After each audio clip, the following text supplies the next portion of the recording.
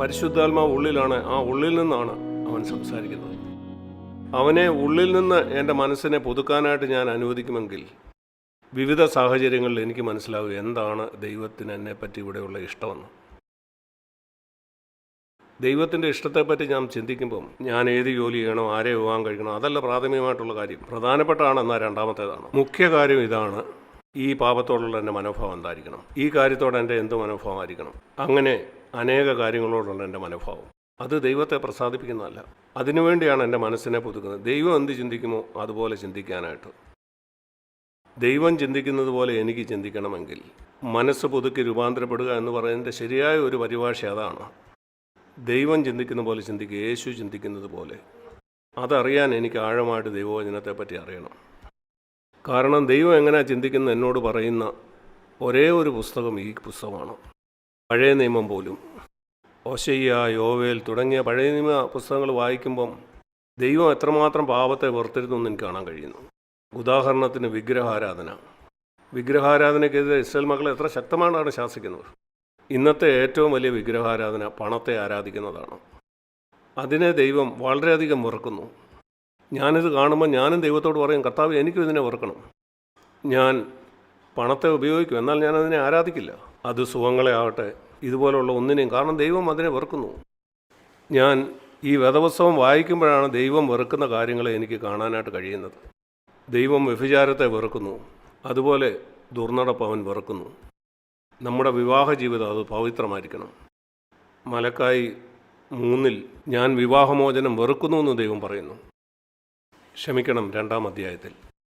ഇങ്ങനെ ദൈവവചനം ഞാൻ വായിക്കുമ്പോൾ വിവിധ കാര്യങ്ങളിൽ ദൈവം എങ്ങനെയാണ് ചിന്തിക്കുന്നത് അതുപോലെ ഞാനും ചിന്തിക്കാൻ തുടങ്ങും. ഇന്ന് ദൈനംദിന ജീവിതത്തിൽ ഞാൻ അഭിമുഖീകരിക്കുന്ന കാര്യങ്ങൾ എൻ്റെ മനസ്സ് പുതുകുമ്പം ദൈവം ചിന്തിക്കുന്ന പോലെ എനിക്ക് ചിന്തിക്കാനും അങ്ങനെ ദൈവഹിതം എന്താണെന്ന് എനിക്ക് മനസ്സിലാവും. ദൈവം എങ്ങനെയാണ് ചിന്തിക്കുന്നത് ഇതറിയാനുള്ളൊരു തീവ്ര ആഗ്രഹം നിങ്ങൾക്കുണ്ടോ? ദൈവത്തിൻ്റെ മനസ്സ് ചിന്തിക്കുന്നത് പോലെ നിങ്ങളുടെ മനസ്സ് ചിന്തിക്കാൻ നിങ്ങൾ ആഗ്രഹിക്കുന്നു? ഒരു പ്രത്യേക സാഹചര്യത്തിൽ യേശു അങ്ങനെ ചിന്തിച്ചെന്നറിയാൻ നിങ്ങൾ ആഗ്രഹിക്കുന്നു? ജീവിതത്തിൻ്റെ എല്ലാ പ്രശ്നത്തിൻ്റെ ഉത്തരവ് അതിലുണ്ട്. കർത്താവ്, ഈ സാഹചര്യത്തിൽ അവിടെ നിന്ന് എന്താ ചിന്തിച്ച്, ഞാനിവിടെ എന്താ ചെയ്യേണ്ടത്? പെട്ടെന്ന് അതിന് ഉത്തരം നിങ്ങൾക്ക് കിട്ടത്തില്ല. കാരണം നിങ്ങളുടെ ജീവിതം മുഴുവനും നിങ്ങൾ അതറിയാനായിട്ട് ആഗ്രഹിക്കണം. അപ്പോഴേ അതിന് ഉത്തരം കിട്ടൂ. അതൊരു വിഷയത്തിൻ്റെ ഉത്തരം അന്വേഷിച്ച് നിങ്ങളുടെ സ്കൂൾ ടീച്ചറെ വിളിക്കുന്ന പോലെ അല്ല, ഞാനിവിടെ എന്താണ് ചെയ്യേണ്ടത്. അങ്ങനെ അതിന് ഉത്തരം നിങ്ങൾക്ക് കിട്ടത്തില്ല. അത് പഴയ നിയമമാണ്. പുതിയ നിയമത്തിൽ ഞാൻ മനസ്സ് പുതുക്കിക്കൊണ്ടിരിക്കുമ്പോഴാണ് ദൈവത്തിൻ്റെ ഹിതം എന്താണെന്ന് എനിക്ക് മനസ്സിലാകുന്നത്. കഴിഞ്ഞ വർഷങ്ങളിലൊക്കെ ഞാൻ എൻ്റെ ഹൃദയത്തെ പുതുതാക്കാനായിട്ട് അനുവദിച്ചിരുന്നില്ലെങ്കിൽ ഞാനൊരു സാഹചര്യത്തെ നേടുമ്പോൾ ഇവിടെ ഞാൻ എന്താണ് ചെയ്യേണ്ടതെന്ന് ദൈവത്തോട് ചോദിച്ചാൽ ഞാൻ പറയട്ടെ, നിങ്ങൾ എന്ത് ചെയ്യണമെന്ന് ആഗ്രഹിക്കും അത് തന്നെ നിങ്ങൾ ചെയ്യും. എന്നിട്ട് അത് ദൈവത്തിൻ്റെ ഇഷ്ടമാണെന്ന് ചിന്തിക്കും. അനേക ക്രിസ്ത്യാനികൾ ഇത് തന്നെയാണ് ചെയ്യുന്നത്. കർത്താവ്, ഈ പെൺകുട്ടിയെ ഞാൻ വിവാഹം കഴിക്കണോ, അവളെ വിവാഹം കഴിക്കുന്നത് നിങ്ങളുടെ ഇഷ്ടമാണെങ്കിൽ നിങ്ങൾ പറയുക ദൈവത്തിൻ്റെ ഇഷ്ടമാണെന്ന്. ഇത് തന്നെയാണ് സംഭവിച്ചുകൊണ്ടിരിക്കുന്നത്. അവർ വളരെയധികം മടിയന്മാരാണ് അവരെ പറ്റിയുള്ള ദൈവത്തിൻ്റെ ഹിതം ദിനം പ്രതി അറിയുന്നതിൽ. അവർ മാർത്തയോട് യേശു പറഞ്ഞ ആ കാര്യം മറന്നു കാണും. ഒരു കാര്യം മാത്രം നിൻ്റെ ജീവിതത്തിൽ മതി. എൻ്റെ പാദപീഠത്തിൽ നിന്ന് ഞാൻ എന്താണ് നിന്നോട് പറയുന്നതെന്ന് എല്ലാ ദിവസവും നീ കേൾക്കുന്നത്. മനുഷ്യൻ അപ്പം കൊണ്ട് മാത്രമല്ല ജീവിക്കുന്നത്, ദൈവത്തിൻ്റെ വായിൽ നിന്ന് വരുന്ന സകല വചനങ്ങൾ കൊണ്ടും അത്രേ ജീവിക്കുന്നത്. മാർത്തേ നീ പലതിനെ ഓർത്ത് വിചാരപ്പെടുന്നു, എന്നാൽ ഒന്നു മതി. അതെന്നെ സേവിക്കുന്നതല്ല, മറ്റുള്ളവരെ സഹായിക്കുന്നതുമല്ല, അതെന്നെ കേൾക്കുന്നതാണ്. ഇത് ശരിയാണെന്ന് നിങ്ങൾക്ക് തോന്നുന്നു, ഇത് മടി കൊണ്ടാണെന്ന് തോന്നുന്നു. അതാണ് മാർത്ത ചിന്തിച്ചത്. മറിയ ഒരു മടിച്ചിയാണെന്ന്. ലൂക്കോസ് 10:42 ഞാനിത് പറയുന്നു. അവൾ അവിടെ ഇരുന്ന് യേശു പറയുന്നത് കേട്ടുകൊണ്ടിരിക്കുകയാണ്. യേശു പറയാണ് അതാണ് വേണ്ടത്.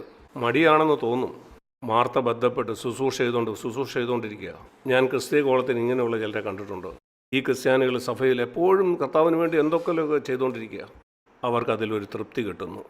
ഞാൻ സഭയ്ക്ക് വേണ്ടി ഇത് ചെയ്തു, അത് ഞാൻ സഭയ്ക്ക് വേണ്ടി ചെയ്തു, ഞാൻ സഭയെ പല വിധത്തിൽ സഹായിക്കുന്നു, ഞാൻ ത്യാഗം സഹിക്കുന്നു, പണം ചെലവാക്കുന്നു.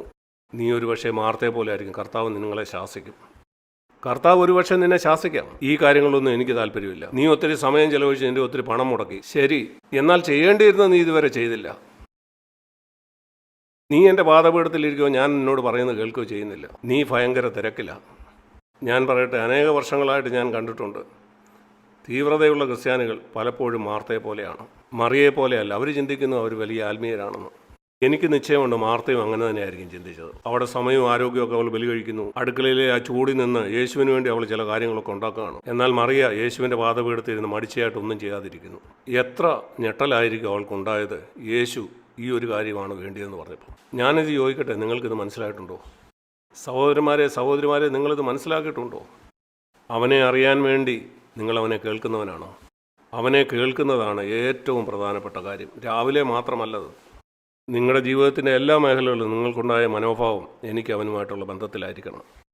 നിങ്ങൾക്കറിയാമോ, ഈ പോലീസ് ഓഫീസർമാർ അവരുടെ കാറിൽ അവർ സഞ്ചരിക്കുമ്പോൾ അവിടെ ഹെഡ് ഓഫീസുമായിട്ട് ബന്ധപ്പെടുന്ന വോക്കി ടോക്കി എപ്പോഴും ഓണായിട്ടിരിക്കുകയാണ്. അവരെപ്പോഴാണ് അവനെ വിളിക്കുന്നതെന്ന് അവർക്കറിയില്ല. നീ ഇപ്പോൾ ഇന്നടത്തേക്ക് പോകും, അവിടെ ഒരു ആവശ്യമുണ്ടോ? അവരെപ്പോഴും സംസാരിച്ചുകൊണ്ടല്ല ഇരിക്കുന്നത്, എന്നാൽ അവർ ഒരുങ്ങിയിരിക്കുകയാണ്. അവരെപ്പോഴും അത് ഓണാക്കി തന്നെ വെക്കും. നാം എങ്ങനെ ജീവിക്കണമെന്നുള്ളതിൻ്റെ ഒരു ചിത്രമാണിത്. അതിനർത്ഥം അവൻ വേറൊന്നും ചെയ്യുന്നില്ലെന്നല്ല. ആ പോലീസ് ഓഫീസർ 101 കാര്യങ്ങൾ വേറെ ചെയ്യുന്നുണ്ട്.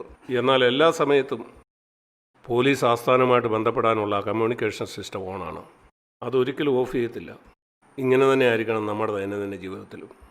മനുഷ്യൻ അപ്പം കൊണ്ട് മാത്രമല്ല ജീവിക്കുന്നത്, അല്ലെങ്കിൽ മാർത്തയെ പോലെ ജോലി ചെയ്തുകൊണ്ട് മാത്രം. ദൈവത്തിൻ്റെ വായിൽ നിന്ന് പുറപ്പെട്ടുവന്ന വചനങ്ങൾ കൊണ്ടാണ് ജീവിക്കേണ്ടത്.